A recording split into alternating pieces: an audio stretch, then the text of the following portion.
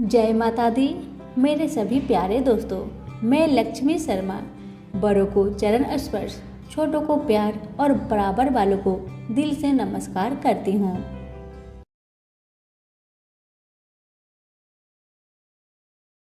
प्रेम से बोलिए सिया राम की जय, पवन पुत्र हनुमान की जय। आज मंगलवार के दिन मैं आप सभी को सुनाऊंगी पवन पुत्र हनुमान की कथा। कथा को पूरा सुनिए, अगर अच्छा लगे तो दूसरों को भी शेयर कीजिए। पौराणिक कथा के अनुसार केसरी और माता अंजनी काफी समय से संतान सुख से वंचित थे।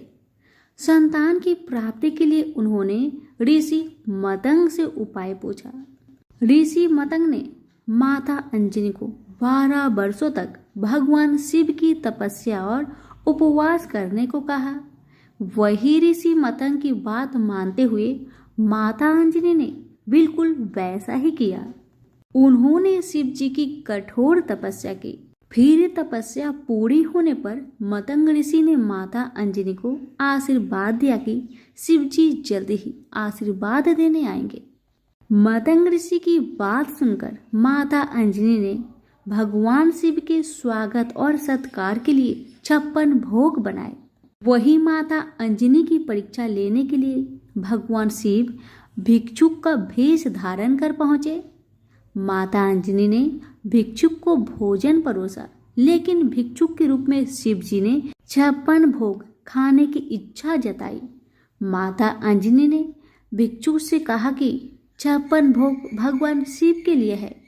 इस पर भिक्षुक क्रोधित हो गए और माता अंजनी पर क्रोध जताते हुए भगवान शिव को अपशब्द बोलने लगे। इस पर माता अंजनी ने भिक्षुक से भगवान शिव का अपमान न करने की प्रार्थना की, लेकिन भिक्षुक भगवान शिव के लिए अपशब्द कहता ही रहा। तब माता अंजनी ने अपने क्रोध पर संयम रखते हुए भिक्षुक को 56 भोग खाने को दे दिया। इस बात से प्रसन्न होकर भिक्षुक बने महादेव अपने असली रूप में आ गए और माता अंजनी को दर्शन दिए। शिव जी ने अंजनी को आशीर्वाद दिया कि रुद्र अवतार हनुमान आपके गर्भ से जन्म लेंगे, जो वेदों शास्त्रों के महान ज्ञाता होंगे। इसके बाद शिव जी के आशीर्वाद से माता अंजनी ने हनुमान जी को जन्म दिया। प्रेम से बोलिए पवन पुत्र हनुमान की जय। हनुमान जी और अहिरावण के युद्ध की कहानी। रात का समय था। हनुमान जी पहरा दे रहे थे। विभीषण के भेष में अहिरावण आया। हनुमान ने उन्हें बुलाया और पूछा, भैया इतनी देर रात कहाँ से आ रहे हो? उसने कहा, भगवान की आज्ञा पर वह संध्या करने गए थे। आने में बहुत देर हो चुकी है। सभी के सो जाने के बाद अहिरावण राम और लक्ष्मण को कंधे पर उठाकर भाग गया। भगवान को क्या कभी कोई हरण कर सकता है? लक्ष्मण जी तो 14 वर्ष तक बिल्कुल ही नहीं सोए थे, लेकिन जब भगवान अपने भक्तों की महिमा प्रकट करना चाहते हैं तो वे उन्हें सामान्य मनुष्य की तरह ही लीला करते हैं। आज हनुमान की महिमा प्रकट होनी थी। वे चुपचाप अहिरावण के कंधे पर चढ़ पड़े।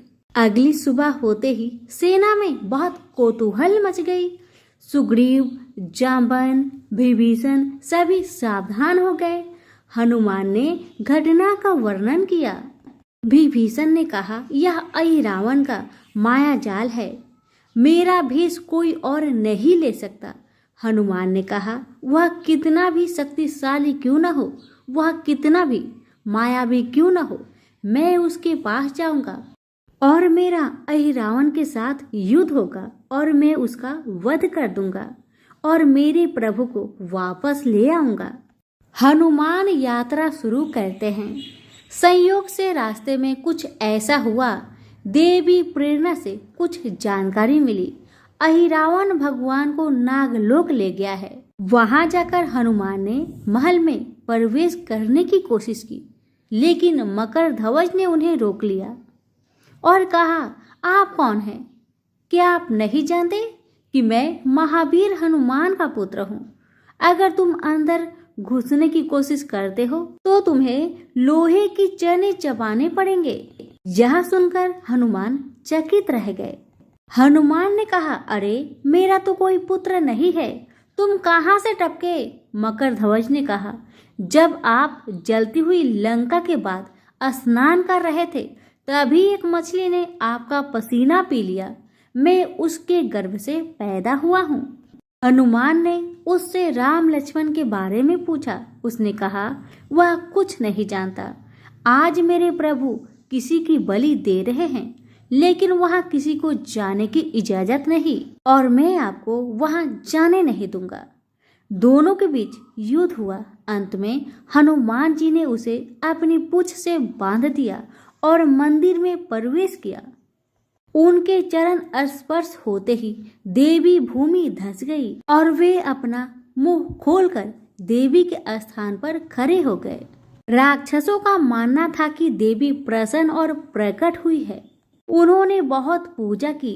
देवी जो कुछ भी फल, माला, अन्य वस्त्र, जो कुछ भी आता है वह अपने मुंह में रखती है। यज्ञ के समय राम और लक्ष्मण को ले आए। उस समय राक्षस उसका कई प्रकार से मजाक उड़ा रहे थे, उसे तरह तरह से परेशान कर रहे थे। उन्होंने चुपचाप सब कुछ सहा। अहिरावण ने कहा, अब तुम अपने रक्षक को याद करो। भगवान हंसे और बोले, देखना तुम्हारी देवी तुम्हें न खा जाए। अहिरावण उन पर तलवार चलाने ही वाला था कि हनुमान दहाड़ते हुए वहां पहुंचे। अब हनुमान जी में और अहिरावण में घमासान युद्ध हुआ। युद्ध के दौरान महावीर हनुमान ने अहिरावण का वध कर दिया। वध करने के बाद हनुमान भगवान को शिविर में ले आए। चारों तरफ खुशी और जय जयकार का शोर था। हनुमान अहिरावण युद्ध से चारों दिशाओं में हनुमान जी के जय जयकार होने लगे। तो प्रेम से बोलिए, सिया रामचंद्र की जय, पवन पुत्र हनुमान की जय। एक गांव में एक बुढ़िया रहती थी। वह मंगल देवता को अपना इष्ट देवता मानकर सदैव मंगलवार को व्रत रखती और मंगल देव का पूजन किया करती थी। उसका एक पुत्र था जो मंगलवार को उत्पन्न हुआ था। इस कारण उसको मंगलिया के नाम से पुकारा करती थी। मंगलवार के दिन वह तो घर को लिपती और ना ही पृथ्वी को खो देती थी। एक दिन की बात है, मंगल देवता उसकी श्रद्धा को देखने के लिए उसके घर में एक साधु का रूप बनाकर आए और द्वार पर आवाज दी। बुढ़िया ने कहा, महाराज क्या आज्ञा है? साधु कहने लगा, बहुत भूख लगी है, भोजन बनाना है। इसके लिए तू थोड़ी सी पृथ्वी लीप दे तो तेरा पुण्य होगा। यह सुनकर बुढ़िया ने कहा, महाराज आज मंगलवार की व्रत की हूँ, इसलिए मैं चौका नहीं लगा सकती। आप कहो तो जल का छिड़काव कर दो, उस जगह आप भोजन बना लेना, या फिर मैं आपके लिए भोजन बना देती हूँ। साधु महाराज कहने लगे, मैं गोबर से लिपी चौका पर ही खाना बनाता हूँ। बुढ़िया ने कहा, महाराज मिट्टी लिपने के सिवा आप मुझे कोई और काम दीजिए, मैं सारी काम करने को तैयार हूँ, परंतु गोबर से लिपूंगी नहीं। तब साधु महाराज ने कहा कि सोच समझकर उत्तर दो, जो कुछ मैं कहूँगा वह तुमको करना ही होगा। बुढ़िया कहने लगी, महाराज पृथ्वी लिपने के अलावा जो भी आज्ञा करेंगे मैं उसका पालन अवश्य करूंगी। बुढ़िया माई ने ऐसा 3 बार वचन दे दिया। तब साधु कहने लगा, तू अपने लड़के को बुलाकर औधा, मैं उसके पीठ पर भोजन बनाऊंगा। साधु की बात सुनकर बुढ़िया चुप हो गई। तब साधु ने कहा, बुला ले लड़के को, अब सोच विचार क्या करती है। बुढ़िया मंगलिया मंगलिया कहकर पुकारने लगी। थोड़ी देर बाद लड़का आ गया। बुढ़िया ने कहा, जा बेटे, तुझको बाबा जी बुलाते हैं। लड़के ने बाबा जी से जाकर पूछा, क्या आज्ञा है महाराज? बाबा जी ने कहा, जाओ और अपनी माता जी को बुला लाओ। जब माता जी आ गई तो साधु ने कहा, तू ही इसको लेटा दे।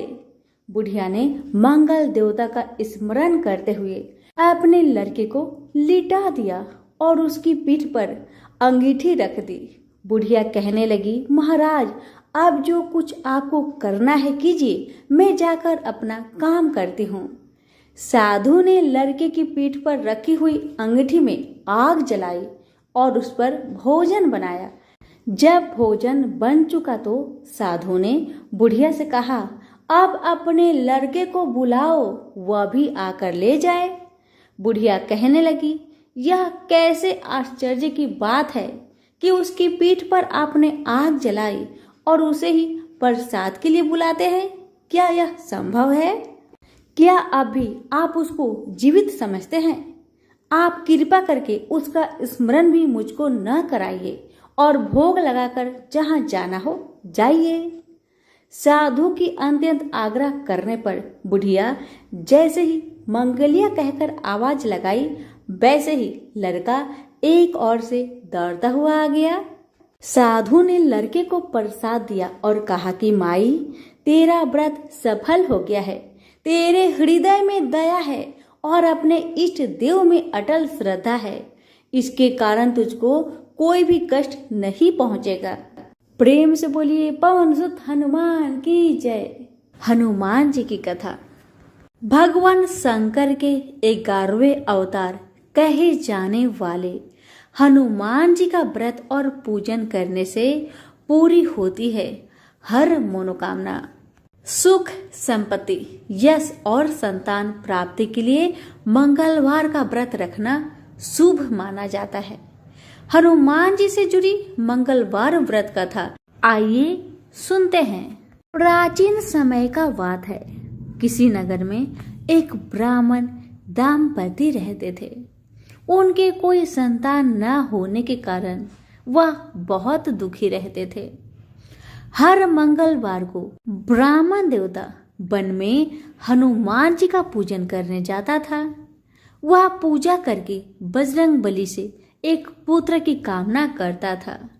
उसकी पत्नी भी मंगलवार के दिन व्रत के अंत में हनुमान जी को भोग लगाकर ही भोजन करती थी। एक बार व्रत के दिन ब्राह्मणी ने भोजन नहीं बना पाया और ना ही हनुमान जी को भोग लगा सकी। तब उसने प्रण किया कि वह अगले मंगलवार को हनुमान जी को भोग लगाकर ही भोजन करेगी। वह भूखी प्यासी 6 दिन तक पड़ी रही।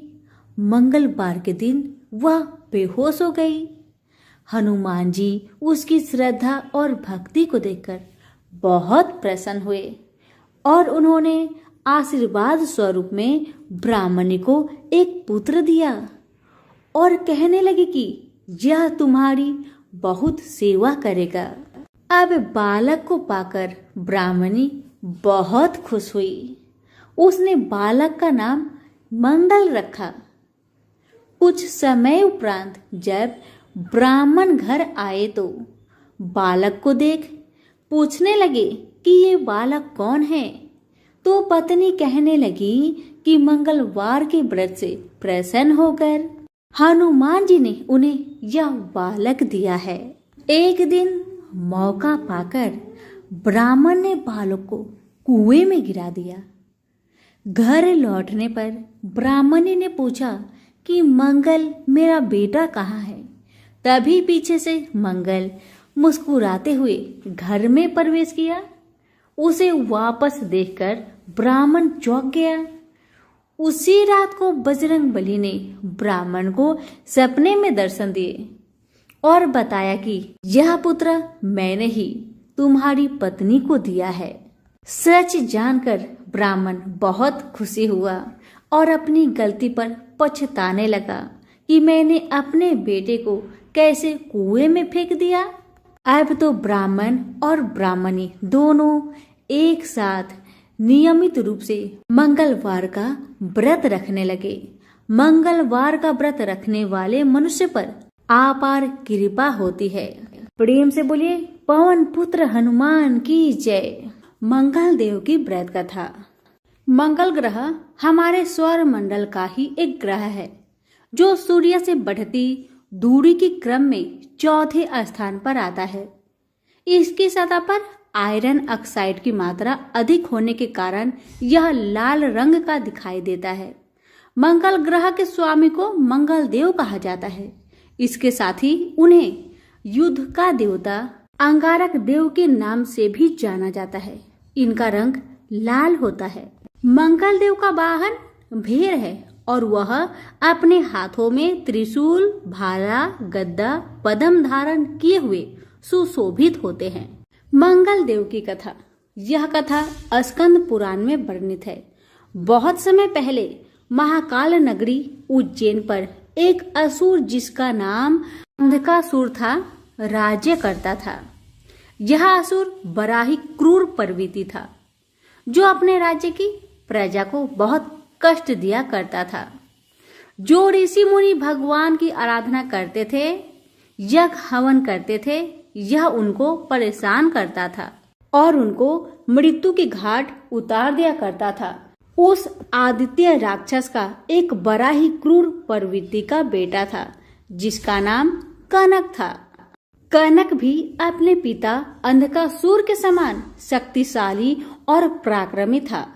एक बार कनक ने अपने शक्ति के मद में चूर होकर इंद्रदेव पर आक्रमण कर दिया। इंद्रदेव और कनक के बीच भयंकर युद्ध हुआ और अंततः इंद्रदेव ने कनक को पराजित करके उसकी हत्या कर दी। कनक की हत्या करने के बाद इंद्रदेव को अपने राज्य की चिंता सताने लगी, क्योंकि इंद्रदेव कनक के पिता अंधकासुर की शक्ति से भली भांति परिचित थे और अंधकासुर स्वर्ग पर अधिकार करके स्वर्ग को तहस नहस कर सकता था। इसलिए भगवान इंद्र महादेव शिव शंकर के शरण में चले गए और उन्होंने अंधकासुर से स्वर्ग की रक्षा करने के लिए प्रार्थना की। आशुतोष भगवान महाशिव शंकर ने देवराज इंद्र की इस प्रार्थना को स्वीकार किए और भगवान शिव शंकर तथा अंधकासुर के बीच एक भयंकर युद्ध हुआ। दोनों ओर से महाशक्तियों का प्रयोग किया गया और युद्ध ने एक विकराल रूप ले लिया और युद्ध लंबे समय तक चला। अंततः महादेव शिव शंकर ने अंधकासुर का वध कर दिया, किंतु भगवान शिव शंकर के माथे से पसीने की एक बूंद पृथ्वी पर जाकर उज्जैन नगरी में गिर पड़ी, जिससे वहां की धरती को फाड़कर अंगारे के समान एक पुत्र ने जन्म लिया जिसका नाम मंगल रखा गया। ब्राह्मणों ने उसकी स्तुति की और उनको गुण रूप आदि के कारण स्वर मंडल के 8 ग्रहों में महत्वपूर्ण स्थान दिया। उज्जैन नगरी के जिस स्थान में मंगल ग्रह का जन्म हुआ था, उस स्थान पर स्वयं भगवान ब्रह्मा जी ने मंगलेश्वर शिवलिंग की स्थापना की, जिसे आज के समय मंगलेश्वर धाम के नाम से जाना जाता है। और मंगलवार को यहाँ दर्शन करने के लिए हजारों की तादाद में श्रद्धालु पहुँचते हैं। तो प्रेम से सभी बोलिए मंगल देव की जय हो।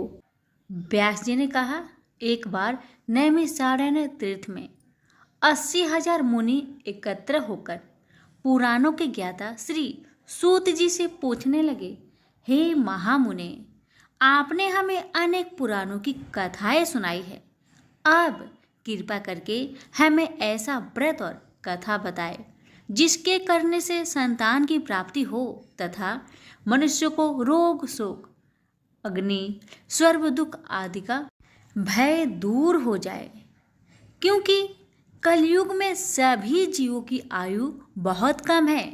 फिर इस पर उन्हें रोग, चिंता के कष्ट लगे रहेंगे तो फिर वह श्री हरि के चरणों में अपना ध्यान कैसे लगा सकेंगे। श्री सूत जी बोले, हे मुनियों, आपने लोक कल्याण के लिए बहुत ही उत्तम बात पूछी है। एक बार युधिष्ठिर ने भगवान श्री कृष्ण से लोक कल्याण के लिए यही प्रश्न किया था। भगवान श्री कृष्ण और युधिष्ठिर का संवाद तुम्हारे सामने कहता हूँ, ध्यान देकर सुनो। एक समय पांडवों की सभा में श्री कृष्ण जी बैठे हुए थे। तब युधिष्ठिर ने भगवान श्री कृष्ण से प्रश्न किया, हे प्रभु नंद नंदन गोविंद, आपने मेरे लिए अनेकों कथाएं सुनाई है। आज आप कृपा करके ऐसा व्रत या कथा सुनाएं जिसके करने से मनुष्य को रोग चिंता का भय समाप्त हो और उसको पुत्र की प्राप्ति हो। हे प्रभु, बिना पुत्र के जीवन व्यर्थ है। पुत्र के बिना मनुष्य नरकगामी होता है। पुत्र के बिना मनुष्य प्रीत ऋण से छुटकारा नहीं पा सकता और न ही उसका पुण्यज्ञ नामक नरक से उद्धार हो सकता है। अतः पुत्रदायक व्रत बतलाए। श्री कृष्ण भगवान बोले, हे राजन, मैं एक प्राचीन इतिहास सुनाता हूँ, आप उसे ध्यान पूर्वक सुनो। कुंडलपुर नामक एक नगर था। उसमें नंदा नामक एक ब्राह्मण रहता था। भगवान की कृपा से उसके पास सब कुछ था, फिर भी वह दुखी था। इसका कारण यह था कि ब्राह्मण की स्त्री सुनंदा के कोई संतान न थी। सुनंदा पतिव्रता थी, भक्ति पूर्वक श्री हनुमान जी की आराधना करती थी। मंगलवार के दिन व्रत करके अंत में भोजन बनाकर हनुमान जी को भोग लगाने के बाद स्वयं भोजन करती थी। एक बार मंगलवार के दिन ब्राह्मणी गृह कार्य की अधिकता के कारण हनुमान जी को भोग न लगा सकी, तो इस पर उसे बहुत दुख हुआ।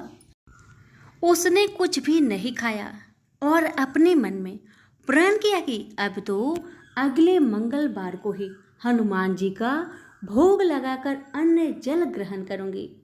ब्राह्मणी सुनंदा प्रतिदिन भोजन बनाती, श्रद्धापूर्वक पति को खिलाती, परंतु स्वयं भोजन नहीं करती और मन ही मन श्री हनुमान जी की आराधना करती थी। इसी प्रकार 6 दिन गुजर गए और ब्राह्मणी सुनंदा अपने निश्चय के अनुसार भूखी प्यासी निराहार रही। अगले मंगलवार को ब्राह्मणी सुनंदा प्रातः काल ही बेहोश होकर गिर पड़ी। ब्राह्मणी सुनंदा की इस असीम भक्ति के प्रभाव से श्री हनुमान जी बहुत प्रसन्न हुए और प्रकट होकर बोले, सुनंदा, मैं तेरी भक्ति से बहुत प्रसन्न हूँ, तू उठ और वर मांग।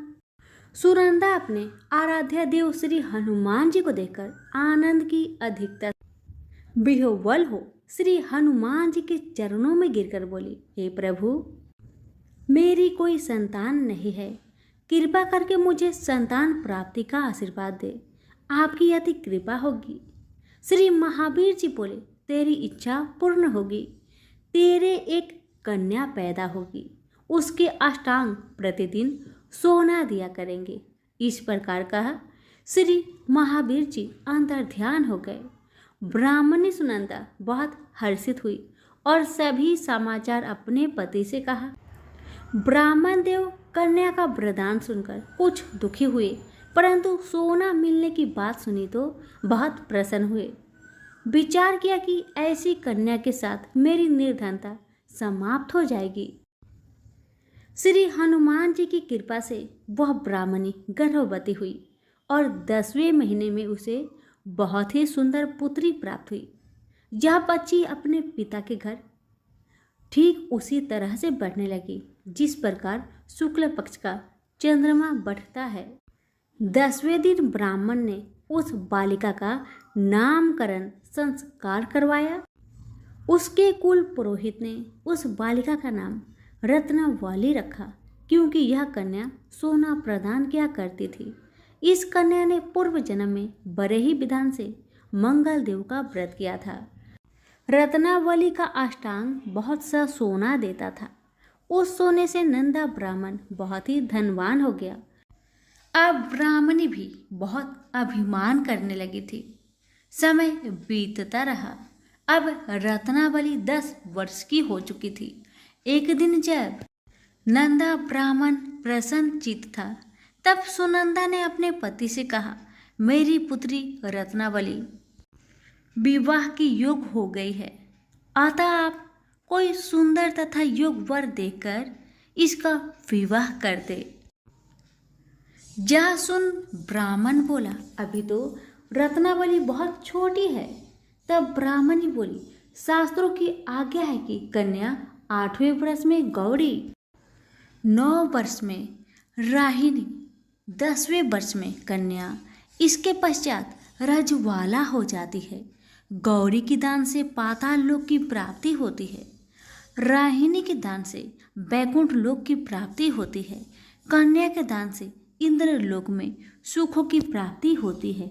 अगर हे पतिदेव रजवाला का दान किया जाता है तो घोर नरक की प्राप्ति होती है। इस पर ब्राह्मण बोला, अभी तो रत्नावली मात्र 10 ही वर्ष की है और मैंने तो 16-16 साल की कन्याओं का विवाह कराया है, अभी जल्दी क्या है। तब ब्राह्मणी सुनंदा बोली, आपको तो लोभ अधिक हो गया लगता है। शास्त्रों में कहा गया है कि माता पिता और बड़ा भाई रजवाला कन्या को देखते हैं तो वह अश्वही नरकगामी होते हैं। तब ब्राह्मण बोला, अच्छी बात है, कल मैं अवश्य ही योग वर की तलाश में अपना दूत भेजूंगा। दूसरे दिन ब्राह्मण ने अपने दूत को बुलवाया और आज्ञा दी कि जैसी सुंदर मेरी कन्या है वैसा ही सुंदर वर उसके लिए तलाश करो। दूत अपने स्वामी की आज्ञा पाकर निकल पड़ा। पंपई नगर में उसने एक सुंदर लड़के को देखा। यह बालक एक ब्राह्मण परिवार का बहुत गुणवान पुत्र था। इसका नाम सोमेश्वर था। दूत ने इस सुंदर व गुणवान ब्राह्मण पुत्र के बारे में अपने स्वामी को पूर्ण विवरण दिया। ब्राह्मण नंदा को भी सोमेश्वर अच्छा लगा और फिर शुभ मुहूर्त में विधि पूर्वक कन्यादान करके ब्राह्मण ब्राह्मणी संतुष्ट हुए। परंतु ब्राह्मण के मन में तो लोभ समाया हुआ था। उसने कन्यादान तो कर दिया था पर वह बहुत खिन्न भी था। उसने विचार किया कि रत्नावली तो अब चली जाएगी और मुझे इससे जो सोना मिलता था वह अब नहीं मिलेगी। मेरे पास जो धन था कुछ तो इसके विवाह में खर्च हो गया और जो शेष बचा है वह भी कुछ दिनों पश्चात समाप्त हो जाएगी। मैंने तो इसका विवाह करके बहुत बड़ी भूल कर दी है। अब कोई ऐसा उपाय हो कि रत्नावली मेरे घर में ही बनी रहे, अपने ससुराल ना जाए। लोभ रूपी राक्षस ब्राह्मण के मस्तिष्क पर छाता जा रहा था। रात भर अपनी सैया पर बेचैनी से करवट बदलते बदलते उसने एक बहुत ही क्रूर निर्णय लिया। उसने विचार किया कि जब रत्नावली को लेकर उसका पति सोमेश्वर अपने घर के लिए जाएगा तो वह मार्ग में छिपकर सोमेश्वर का वध कर देगा और अपनी लड़की को अपने घर ले आवेगा, जिससे नियमित रूप से उसे सोना भी मिलता रहेगा और समाज का कोई मनुष्य उसे दोष भी नहीं देगा। प्रातःकाल हुआ तो नंदा और सुनंदा ने अपनी जामाई तथा लड़की को बहुत सारा धन देकर विदा कर दिया। सोमेश्वर अपनी पत्नी रत्नावली को लेकर ससुराल से अपने घर की तरफ चल दिया। ब्राह्मण नंदा महालोभ के भस्मीभूत हो अपनी मति खो चुका था। पाप पुण्य को उसे विचार न रहा था। अपने भयानक व क्रूर निर्णय को कार्य रूप देने के लिए उसने अपने दूत को मार्ग में अपने जामाई का वध करने के लिए भेज दिया था, ताकि रत्नावली से प्राप्त होने वाला सोना उसे हमेशा मिलता रहे और वो कभी निर्धन ना हो। ब्राह्मण के दूत ने अपने स्वामी की आज्ञा का पालन करते हुए उसके जामाई सोमेश्वर का मार्ग में ही वध कर दिया। समाचार प्राप्त कर ब्राह्मण नंदा मार्ग में पहुंचा और रोदन करती अपनी पुत्री रत्नावली से बोला, हे पुत्री, मार्ग में लुटेरों ने तेरे पति का वध कर दिया है। भगवान की इच्छा का आगे किसी का कोई वश नहीं चलता है। अब तू घर चल, वहां पर ही रहकर शेष जीवन व्यतीत करना। जो भाग्य में लिखा है वही होगा। अपने पति की अकाल मृत्यु से रत्नावली बहुत दुखी हुई। करुण क्रदन व रुदन करते हुए अपने पिता से बोली, हे पिताजी, इस संसार में जिस स्त्री का पति नहीं है उसका जीना व्यर्थ है।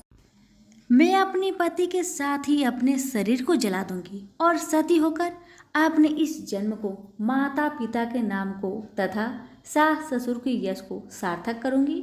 ब्राह्मण नंदा अपनी पुत्री रत्नावली के वचनों को सुनकर बहुत दुखी हुआ। विचार करने लगा, मैंने व्यर्थ ही जामाई का वध का पाप अपने सिर लिया। रत्नावली तो उसके पीछे अपने प्राण तक देने को तैयार है। मेरा तो दोनों तरफ से मरण हो गया। धन तो अब मिलेगा नहीं। जामाई वध के पाप के फलस्वरूप यम यातना भी भुगतनी पड़ेगी। यह सोचकर वह बहुत खिन्न हुआ। सोमेश्वर की चिता बनाई गई। रत्नावली सती होने की इच्छा से अपने पति का सिर अपने गोद में रखकर चिता में बैठ गई। जैसे ही सोमेश्वर की चिता को अग्नि लगाई गई, वैसे ही प्रसन्न हो मंगलदेव वहां प्रकट हुए और बोले, हे रत्नावली, मैं तेरी पति भक्ति से बहुत प्रसन्न हूँ, तू वर मांग। रत्नावली ने अपने पति का जीवन दान मांगा। तब मंगलदेव बोले, रत्नावली, तेरा पति अजर अमर है, यह महाविद्वान भी होगा और इसके अतिरिक्त तेरी जो इच्छा हो वर मांग। तब रत्नावली बोली, हे ग्रहों के स्वामी, यदि आप मुझ पर प्रसन्न है तो मुझे यह वरदान दीजिए कि जो भी मनुष्य मंगलवार के दिन प्रातःकाल लाल पुष्प लाल चंदन से पूजा करके आपका स्मरण करे, उसको रोग व्याधि ना हो, सज्जनों का कभी वियोग ना हो, सर्प अग्नि तथा शत्रुओं का भय ना रहे। जो स्त्री मंगलवार का व्रत करे वह कभी विधवा ना हो। मंगलदेव तथास्तु कहकर अंतर ध्यान हो गए। सोमेश्वर मंगलदेव की कृपा से जीवित हो उठा।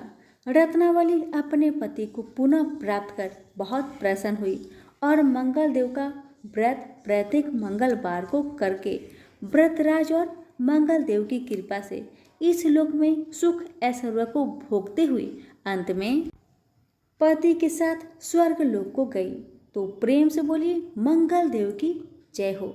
कथा अच्छी लगे तो लाइक शेयर जरूर करें। धन्यवाद।